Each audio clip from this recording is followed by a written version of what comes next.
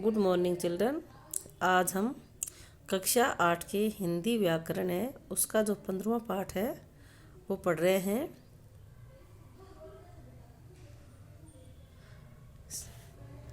वाक्य वाला पाठ है, पूरा नहीं हुआ था हमारा ये पाठ। अब हम ये पढ़ रहे हैं। सरल वाक्य से संयुक्त वाक्य में परिवर्तन। जो सरल साधारण वाक्य है उसको मिलाकर जो वाक्य बनाता है संयुक्त वाक्य, उसमें परिवर्तन कैसे। जैसे सरल वाक्य है तुम पढ़कर सो जाओ, संयुक्त वाक्य में तुम पढ़ लो और सो जाओ। तो तुम पढ़कर सो जाओ तो ये कौन सा वाक्य हुआ? सरल वाक्य। और संयुक्त वाक्य तुम पढ़ लो और सो जाओ, सरल वाक्य। काम खत्म होते ही तुम आ जाना। अब संयुक्त वाक्य काम खत्म हो तो तुम आ जाना। सरल वाक्य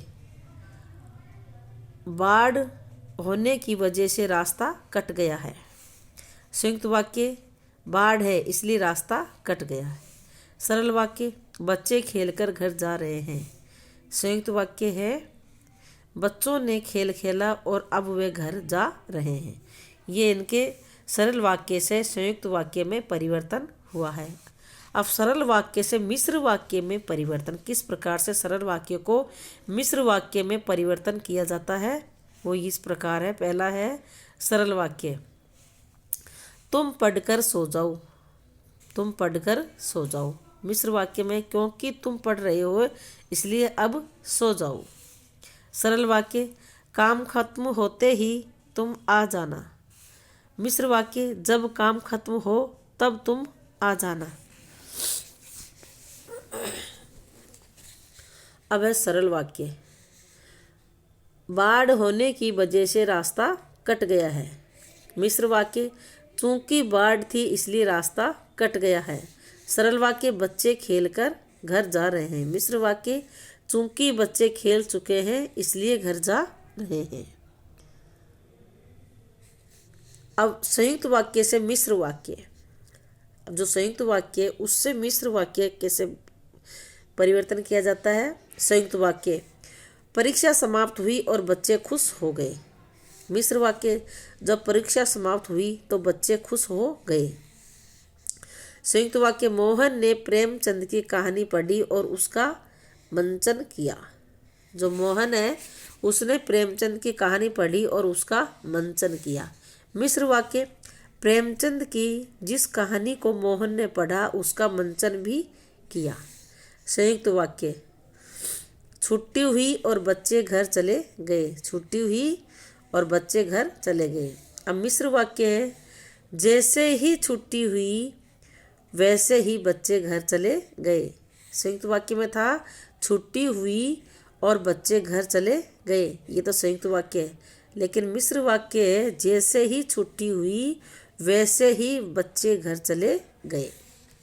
अर्थ की दृष्टि से परिवर्तन। अर्थ की दृष्टि से वाक्य में निम्नलिखित परिवर्तन होता है। विधानवाचक वाक्य। विधानवाचक वाक्य है मोहन सो रहा है। मोहन सो रहा है प्रेम से हम सबके मन को जीत सकते हैं।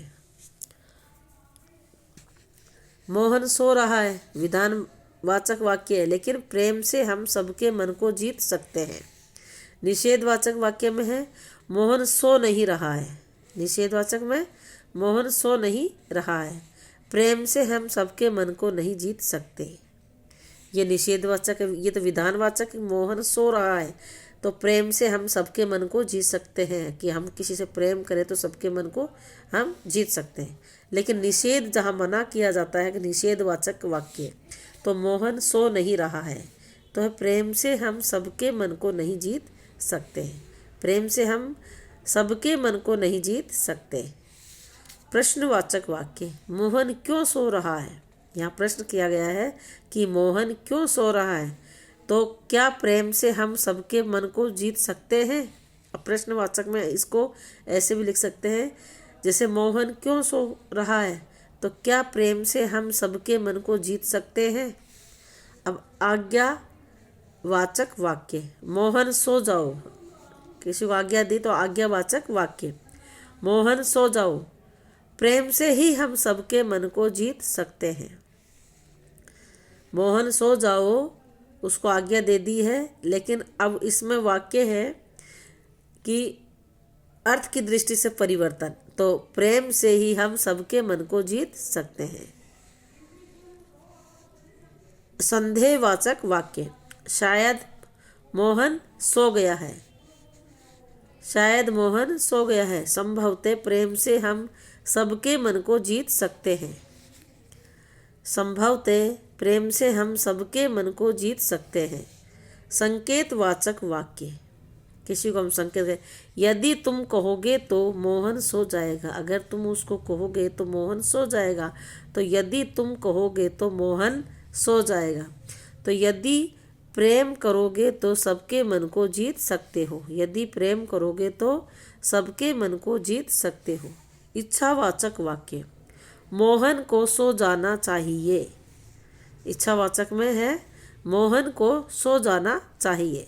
काश तुम प्रेम करते तो सबका मन जीत लेते। काश, अगर तुम प्रेम करते, काश तुम प्रेम करते तो सबका मन जीत लेते। विस्मयादिबोधक वाक्य, अरे मोहन सो रहा है। ये यहाँ विस्मय भरे वाचक विस्मयादिबोधक वाक्य है। विस्मय भरे वाक्य कि अरे मोहन सो रहा है। अरे प्रेम से हम सबके मन को जीत सकते हैं। ये हो गया हमारा अर्थ की दृष्टि से परिवर्तन। अब ये हमारा चैप्टर तो पूरा कंप्लीट हो गया है। प्रश्नोत्तर हम बाद में करवाएंगे। धन्यवाद।